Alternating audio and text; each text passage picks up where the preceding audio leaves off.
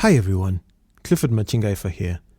This is the UNAJUA learning series where we present crowdsourced minimum actionable responses to important questions in 15 minutes or less. You're listening to part 1 of a 3-part UNAJUA series focused on what sets blockchains apart from each other. This series will be presented by seasoned Kenyan blockchain developer Jordan Muthemba. But before we get stuck in, if you haven't read our latest op-ed entitled Crypto Adoption in Nigeria Keeps Chugging Along, you definitely should. In this article, Nigerian business and tech journalist Sean Adegoke Oyeniyi reflects on the dynamics of crypto adoption in Nigeria. It's a handy read, and you can find a link to the article in the show notes wherever you're listening to right now, or check it out at africantechroundup.com.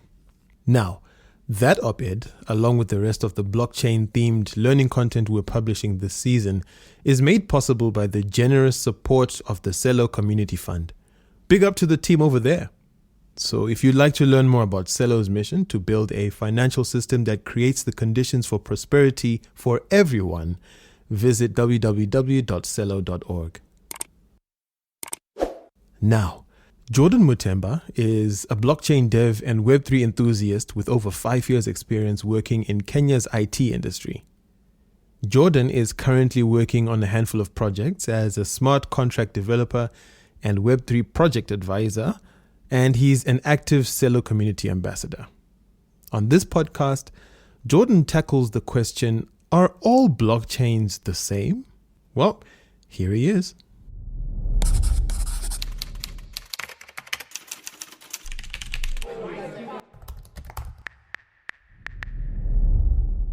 Just the way we have different cars, we also have a lot of different blockchains in terms of size, purpose, and performance of special tasks, the same way we have blockchains. So blockchains are classified into 4 major groups. That is public blockchain, private blockchain, hybrid blockchain, and consortium blockchain. So to get into much deeper details about each of the 4 types of blockchains, we have the public blockchain, which most people have interacted with. Examples are like Bitcoin, Ethereum, Celo, Solana, Polka, and such. So by definition, a public blockchain is permissionless distributed ledger. So that means that anyone that has access to internet can be able to sign in on a blockchain platform and become an authorized node and be part of the blockchain network.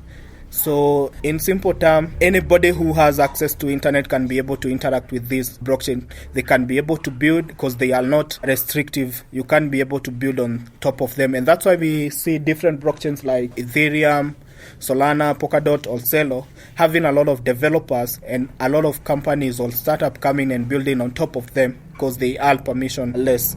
So we have the other type of blockchain, that is the private blockchain. So these are more restrictive and you need permission to kind of build on top of them. Sometimes they are called closed network. So private blockchains kind of are usually used within an organization or enterprises. And such enterprises are like banks, private institutions like in supply chain, governments which are creating voting systems, and also in terms of asset ownership and digital identity. So some of the countries like Dubai are using private blockchain for digital identity. Supply chain, something like Masek and IBM Food are using private blockchain for the different tasks or specific processes they are doing. So examples of such private blockchains are like Hyperledger Fabric. We have Enterprise Ethereum. So Ethereum has 2 blockchains. So Enterprise Ethereum and Ethereum, which is public, and Enterprise Ethereum, which is a private blockchain for private companies. And we have Kodak and Lipo, normally known as XRP. So those are just some of the examples of private blockchains which are outside there. So then we have consortium blockchain.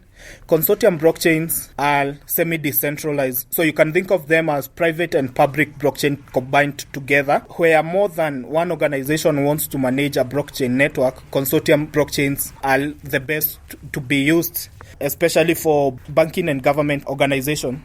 So we have such kind of blockchains, or examples of those blockchains, are UNAJUA Foundation and R3. So these are consortium blockchains which are used by organizations where they want to decentralize and make public some of the records to the employees and also to the customers. And then the other one is where they want to make private some of the information. So we've just defined that we have different blockchains. We have a lot of blockchains, just like the way we have a lot of cars, and different cars have different purposes and performance and perform different special tasks. So the same way we have the 4 different categories of blockchains. That is public, private blockchain, hybrid blockchain, and consortium blockchain. So we can define them individually and say that a public blockchain is a permissionless distributed ledger system, which anyone that has access to internet can be able to sign in and perform transactions or build on top of it. So we have most of us have actually interacted with public blockchain such as Bitcoin, Ethereum, Celo, and Solana, and also Polkadot, and just to mention but a few. So this means that anybody who has access to it can be able to transact. They can also be part of a node which has access to current and past records, and they can be able to verify transaction or do proof of work for any incoming block and do the mining in a public blockchain. So then we have private blockchain. So like I said, different blockchains perform specific tasks. So a public blockchain is kind of a general purpose blockchain, but a private is more specific to specific tasks and purposes. So by definition, a private blockchain is a restrictive and permission blockchain that you really need to have access to. Normally, it's also called a closed network. So private blockchains are usually used within an organization or an enterprise where select members or participants of the block are given authorization. So some of the use cases for such blockchain, like private blockchain, is when you are creating a voting system, like an e-voting system for elections within the organization or within a country or within any specific place that you want to do voting. But you want the process to be transparent and also to be immutable, but you don't want some information provided to the public. Then we have something like supply management. We have digital identities. We also have asset ownership, like ownership of title deed, digital identity. Some countries like Dubai are using digital identity, using private blockchain to store such information. Supply chain, we have Masek, we have IBM Food, which have partnered with other companies to come up with a way they can be able to shorten the process of supply chain. So examples of such blockchains are like Hyperledger Fabric, Enterprise Ethereum, we have Coda, we have Repo, which is abbreviated as XRP. Then we have the third type of blockchain, which is consortium. So a consortium blockchain is a semi-decentralized type where more than one organization manages a blockchain network. So typically, a consortium blockchain is used by banks and a government organization.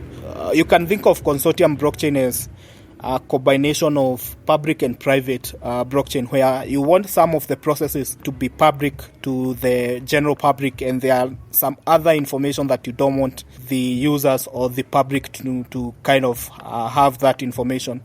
Especially for academic and bank records, there are some details that you wouldn't want them to be public. And also in government, there are some information which are sensitive, which is very sensitive, you wouldn't want the public to know.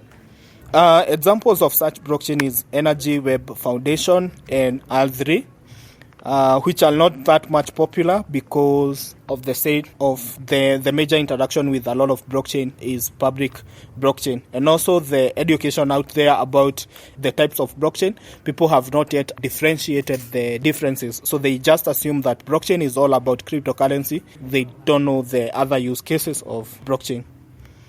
So then we have hybrid blockchain. So a hybrid blockchain is also a combination of private and public blockchain, and it uses the features of both types of blockchain. So kind of the same as consortium blockchain, but there is more than that, which means Hybrid network users can control who gets access to which data stored in the blockchain.